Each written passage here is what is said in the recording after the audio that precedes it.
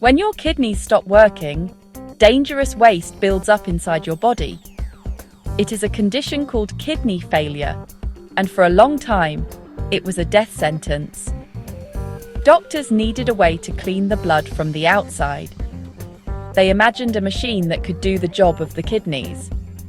This machine is what we now call an artificial kidney, or a dialysis machine. The idea was simple but powerful. If we could pass a patient's blood through a filter to remove toxins, we could give them a chance to live. This was the dream that drove doctors to find a solution. The dream became a reality during a very dark time in history, World War II. In the Nazi-occupied Netherlands, a young doctor named Willem Kolff was determined to save his patients. He gathered ordinary items to build his invention. He used orange juice cans, cellophane from sausage casings, and even parts from an old washing machine. This strange collection of parts became the world's first working artificial kidney. It was a rotating drum that would pull the patient's blood, clean it through the cellophane filter, and then return it to their body. It was a risky and unproven machine, but it was the only hope. In 1945, Dr. Kolff used his machine on a 67-year-old woman who was in a coma from kidney failure. For days, the machine slowly cleaned her blood. It was a long and difficult process, but it worked. The woman woke up from her coma and lived for another 7 years. This was the first successful dialysis treatment, a true medical miracle born from creativity and courage. After the war, Dr. Kolff shared his designs freely with the world. He wanted everyone to benefit from his invention. He sent his machines to other countries, sparking a global effort to improve this life-saving technology. The first machine was a beginning, not an end. Other doctors began to build on Dr. Kolff's work. In Sweden, Dr. Niels Alwall created a version that could also remove excess water from the patient's blood, which was another critical function of healthy kidneys. These early machines were large, difficult to use, and not meant for long-term treatment. They could save someone from an acute crisis, but they could not support a person for years. A new breakthrough was needed to turn this emergency procedure into a sustainable treatment that could give patients a future. The foundation had been laid for the next great leap. The biggest problem with early dialysis was getting the blood out of the body and back in again. Each treatment required doctors to cut into an artery and a vein. This was a painful and damaging process that could not be repeated many times. A patient's body could only handle so many surgeries before there were no more blood vessels left to use. This meant that dialysis was still only a temporary solution. It could not be a long-term treatment for chronic kidney failure. Doctors knew they had to find a better, gentler way to access a patient's bloodstream again and again. The solution came in 1960 from a team in Seattle, Washington. Dr. Belding Scribner, a physician, worked with an engineer named Wayne Quinton. Together they invented a device called the Quinton-Scribner shunt. It was a small U-shaped tube made of a new flexible material called Teflon. Doctors could surgically implant the ends of the tube into an artery and a vein in the patient's arm. The shunt stayed outside the skin, creating a permanent port. When it was time for dialysis, a nurse could simply connect the machine's tubes to the shunt. This changed everything. The shunt was a revolutionary invention. It made long-term or chronic dialysis possible for the very first time. Patients no longer needed a new surgery for every single treatment. They could now receive dialysis several times a week for years.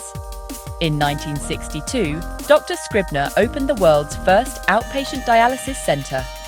This allowed patients to come in for their treatment and then go home to live their lives. It was a huge step forward. For the first time, people with permanent kidney failure had a way to stay alive and remain part of their communities. Thanks to the shunt, dialysis became a routine procedure. This breakthrough allowed thousands of people to live who otherwise would have died. It transformed kidney failure from a fatal disease into a manageable chronic condition. The focus of innovation could now shift from simply keeping people alive to improving their quality of life. The next decades would see engineers and doctors working to make the machines themselves better, safer, and more comfortable for the patients who depended on them every week for their survival. The era of chronic dialysis had truly begun. After the 1960s, the technology of dialysis began to improve rapidly. The old large drum dialyzers were replaced by new designs. One of the most important changes was the invention of the hollow fiber dialyzer in 1964.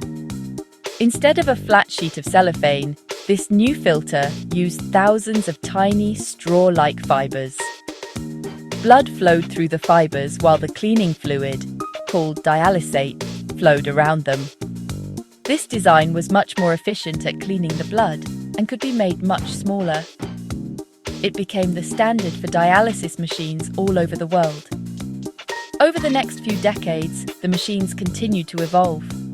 They became safer, with monitors to check blood pressure and detect air bubbles in the lines. The chemical solution used to clean the blood was also improved. In the 1980s, doctors switched to a bicarbonate-based dialysate, which was much gentler on the body and caused fewer side effects like nausea and headaches. This made the long hours of treatment more comfortable for patients. The goal was no longer just to clean the blood, but to make the process as tolerable and safe as possible. One of the biggest changes in recent years has been the move toward home dialysis. For a long time, patients had to travel to a clinic 3 times a week and spend 4 hours hooked up to a machine. Now, new smaller machines allow some patients to do their own treatments at home. These devices are simpler to use and can be done more frequently, sometimes even overnight while the patient sleeps. This gives patients more freedom, more control over their schedules, and often leads to better health outcomes and a higher quality of life. Today, we are entering an even more advanced era with the help of computers and artificial intelligence, or AI. AI programs can analyze huge amounts of data from a patient's treatments. This helps doctors create personalized dialysis plans for each person. AI can predict potential problems, like a drop in blood pressure or an issue with the patient's access site, before they become serious. This smart technology acts as a partner to the medical team, helping to make dialysis safer and more effective than ever before. It is another step toward a better future for patients. 80 years after Dr. Kolf's invention, dialysis has saved millions of lives. The journey from a machine made of orange juice cans to today's smart portable devices is a remarkable story of human ingenuity. We have turned a fatal condition into one that can be managed for decades. Patients today can lead fuller lives, continue to work, and spend precious time with their families. For those waiting for a kidney transplant, dialysis is the bridge that keeps them alive and healthy enough to receive that gift of life. It is one of modern medicine's greatest success stories. However, the story is not over, and big challenges remain. The biggest one is access. Even with all our amazing technology, it is a sad fact that most people in the world who need dialysis cannot get it. As of 2025, it is estimated that 2/3 of people with kidney failure worldwide die because they live in places without access to this life-saving treatment. The cost of the machines, the need for clean water, and the lack of trained staff create a huge barrier in many low-income countries. The next great challenge is not just to invent better technology, but to make it available to everyone who needs it.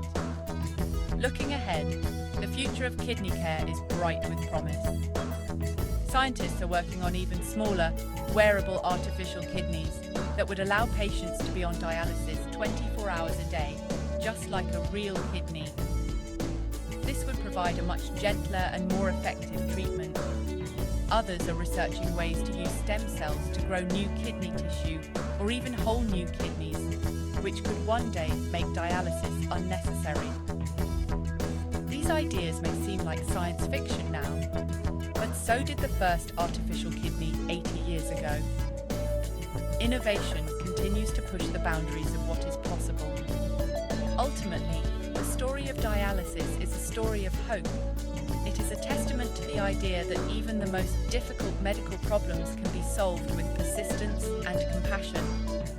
It shows us that a single idea can grow to help millions of people around the globe. While we work toward a future where kidney failure can be cured, dialysis remains a vital lifeline. It gives patients the most valuable thing of all: more time, more sunrises, more moments